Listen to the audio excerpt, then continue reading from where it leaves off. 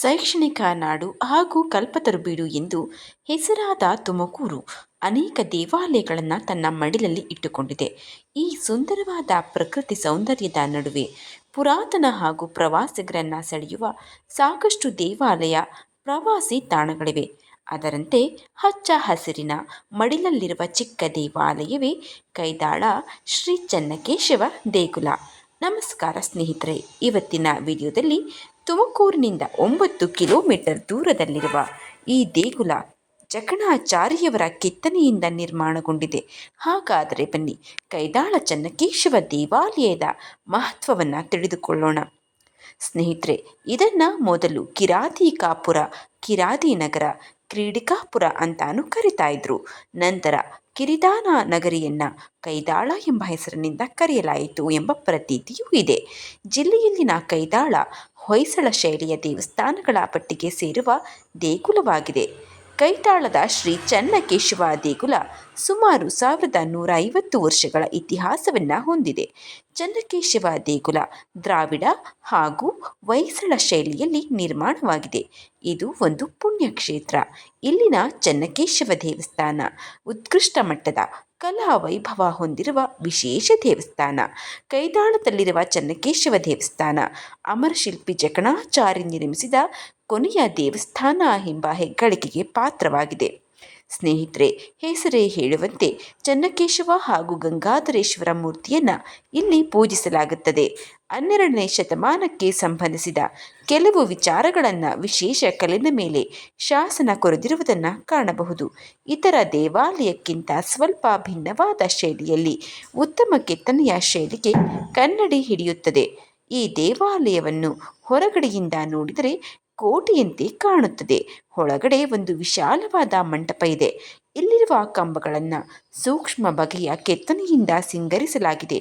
ಕೆಲವು ಅದ್ಭುತ ಕೆತ್ತನೆಗಳು ಬೇಲೂರು ಚೆನ್ನಕೇಶವ ದೇವಾಲಯವನ್ನು ನೆನಪಿಸುತ್ತವೆ.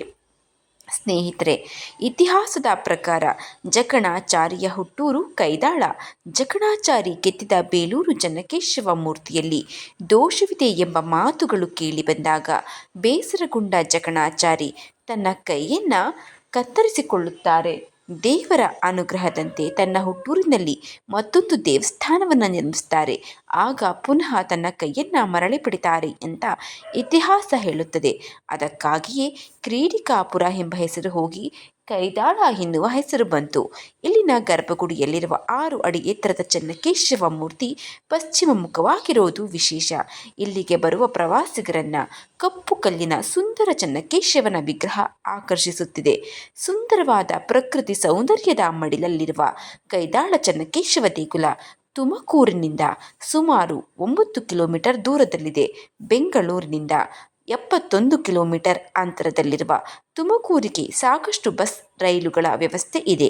ತುಮಕೂರು ಕುಣಿಗಲ್ ರಸ್ತೆಯಲ್ಲಿರುವ ಸಿಗುವ ಗೂಳೂರಿನಲ್ಲಿ ಬಲಕ್ಕೆ ತಿರುಗಿ 1 ಕಿಲೋಮೀಟರ್ ಚಲಿಸಿದರೆ ಕೈದಾಳ ಸಿಗುತ್ತದೆ. ಕೇವಲ 10 ರಿಂದ 15 ನಿಮಿಷಗಳಲ್ಲಿ ಚೆನ್ನಕೇಶವ ದೇವಸ್ಥಾನವನ್ನು ತಲುಪಬಹುದು. ತುಮಕೂರು ನಗರಕ್ಕೆ ಹೊಂದಿಕೊಂಡಂತೆ ಕೈದಾಳವಿದೆ. ಹೊರಗಿನಿಂದ ಸಾಧಾರಣ ದೇಗುಲದಂತೆ ಕಂಡರೂ ಗರ್ಭಗುಡಿಯಲ್ಲಿರುವ ಚೆನ್ನಕೇಶವನ ವಿಗ್ರಹದ ಕೆತ್ತನೆ ಪ್ರವಾಸಿಗರ ಕಣ್ಮನ ಸೆಳೆಯುತ್ತದೆ. 6 ಅಡಿ ಎತ್ತರವಿರುವ ಕಪ್ಪು ಶಿಲೆಯ ಸ್ವಾಮಿ ಎಲ್ಲ ದೇವಸ್ಥಾನಗಳಂತೆ ಪೂರ್ವಾಭಿಮುಖವಾಗಿರುವ ಬದಲು ಪಶ್ಚಿಮಾಭಿಮುಖವಾಗಿ ಪ್ರಭಾವಳಿಯಲ್ಲಿ ವಿಷ್ಣುವಿನ ದಶಾವತಾರದ ಕೆತ್ತನೆಯ ಶಿಲ್ಪಿಯ ಕರಕುಶಲತೆ ಎತ್ತಿ ತೋರುತ್ತದೆ. ಸ್ನೇಹಿತರೆ, ಚೆನ್ನಕೇಶವ ದೇವಾಲಯದ ಪಕ್ಕದಲ್ಲೇ ಇರುವ ಗಂಗಾಧರೇಶ್ವರ ದೇವಾಲಯ ಬಹಳ ಸೊಗಸಾಗಿ ಕಾಣಿಸಲಿದ್ದು ಪ್ರವಾಸಿಗರನ್ನು ಸೆಳೆಯುತ್ತದೆ. ದೇವಾಲಯದಲ್ಲಿ ಸೋಮವಾರ ಮಾತ್ರ ವಿಶೇಷ ಪೂಜೆ ನಡೆಯುತ್ತದೆ. ಯುಗಾದಿ ನಂತರ 2ನೇ ವಾರದಲ್ಲಿ ಚೆನ್ನಕೇಶವನ ಜಾತ್ರೆಯನ್ನು ಕೂಡ ಮಾಡಲಾಗುತ್ತದೆ. ಸ್ನೇಹಿತರೆ, ತಿಳಿದುಕೊಂಡ್ರಲ್ಲ, ನಮ್ಮ ಅದ್ಭುತ ನಾಡು ಶಿಲ್ಪಕಲೆಗಳ ತವರೂರು. ಈ ತವರೂರಿನಲ್ಲಿ ಒಂದು ಐತಿಹಾಸಿಕ ದೇವಸ್ಥಾನ ಬೇಲೂರು ಚೆನ್ನಕೇಶವ ದೇವಸ್ಥಾನದಲ್ಲಿ ನಾವು ಒಮ್ಮೆ ಸ್ವಾಮಿಯ ದರ್ಶನವನ್ನು ಮಾಡಲೇಬೇಕು. ಈ ವಿಡಿಯೋ ನಿಮಗೆ ಇಷ್ಟವಾಗಿದ್ದರೆ ದಯವಿಟ್ಟು ಶೇರ್ ಮಾಡಿ, ಲೈಕ್ ಮಾಡಿ. ವಿಡಿಯೋ ಬಗ್ಗೆ ನಿಮ್ಮ ಅನಿಸಿಕೆ, ಅಭಿಪ್ರಾಯವನ್ನು ಕಮೆಂಟ್ ಬಾಕ್ಸ್ನಲ್ಲಿ ತಿಳಿಸಿ. ಚಾನಲ್ನ ಸಬ್ಸ್ಕ್ರೈಬ್ ಮಾಡಿಕೊಂಡೆ ನೋಡ್ತಾ ಇದ್ದರೆ ದಯವಿಟ್ಟು ಸಬ್ಸ್ಕ್ರೈಬ್ ಮಾಡಿಕೊಂಡು ನೋಡಿ. ಪಕ್ಕದಲ್ಲೇ ಇರುವಂತಹ ಬೆಲ್ ಬಟನನ್ನು ಒತ್ತಿ ನಮ್ಮ ಹೊಸ ವಿಡಿಯೋ ನೋಟಿಫಿಕೇಷನ್ಗಳಿಗಾಗಿ. ಮುಂದಿನ ವಿಡಿಯೋದಲ್ಲಿ ಸಿಗೋಣ. ಧನ್ಯವಾದಗಳು.